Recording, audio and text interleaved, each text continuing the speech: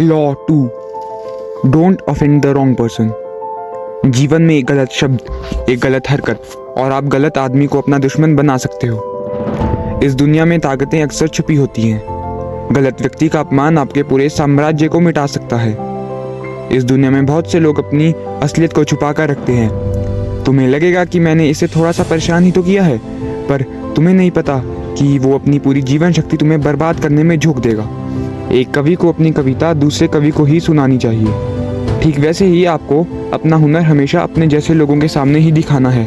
अगर आप किसी मूर्ख इंसान के साथ कुछ बड़ा बनाने की बात करोगे तो वो आपको मूर्ख ही समझेगा और आप भी धीरे धीरे उसकी संगत में रहकर मूर्ख बन जाओगे।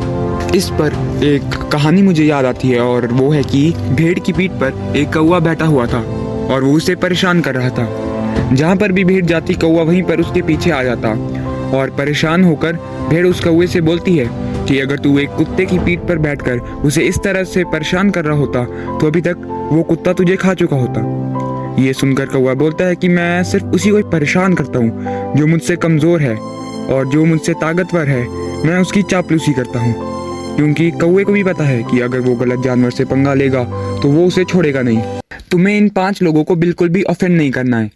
First, egoist person. जिस पर्सन का ईगो बहुत नाजुक है तुम्हें उसे बिल्कुल भी छेड़ना नहीं है। अगर कोई आदमी जिम जाता है और तुम उससे बोलते हो कि भाई तू रोज जिम जाता है पर तेरी बॉडी नहीं बन रही, और अगर वो उससे हर्ट हो गया तो वो आपको किसी ना किसी तरह से परेशान जरूर करेगा। Second, narcissist.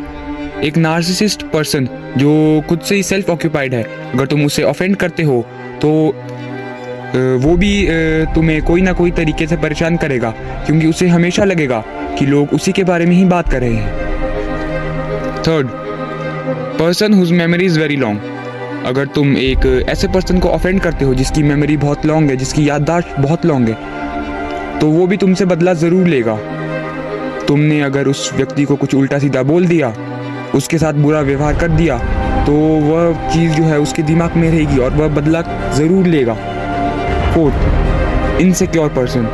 वो हमेशा अपने बारे में ही सोचेगा कि मैं अच्छा लग रहा हूँ, नहीं लग रहा हूँ, लोग मेरे बारे में क्या सोचते हैं। ऐसे लोग भी ईगो से बहुत नाजुक होते हैं, इसलिए उनसे भी दूरी बनाए रखो। Fifth, fool person. अगर तुम किसी ऐसे व्यक्ति को बेवकूफ़ बनाते हो जो खुद ही बेवकूफ़ है, तो वो तुम्हारी बेवकूफ़ी को भी समझ नहीं पाएगा और तुम खुद ही अपने समय उसके पीछे बर्बाद कर रहे होगे।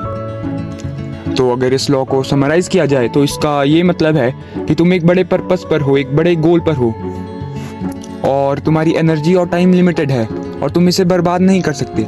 जब तुम अपने गोल की ओर बढ़ रहे होंगे तो तुम्हारे इस प्रोसेस के बीच कई लोग आएंगे, पर तुम्हें उन पर अपनी एनर्जी जो है, टाइम, वो बर्बाद नहीं करना है और किसी को भी ऑफेंड नहीं करना है, क्योंकि अगर तुमने किसी को ऑफेंड कर दिया तो वो पूरी जीवन शक्ति तुम्हें बर्बाद करने में लगा देगा और तुम वो अफोर्ड नहीं कर सकते। तो ये था लॉ नंबर 2। तो कमेंट्स में बताओ कि कैसा लगा और आगे आने वाली वीडियोस के लिए भी चैनल को सब्सक्राइब कर दो।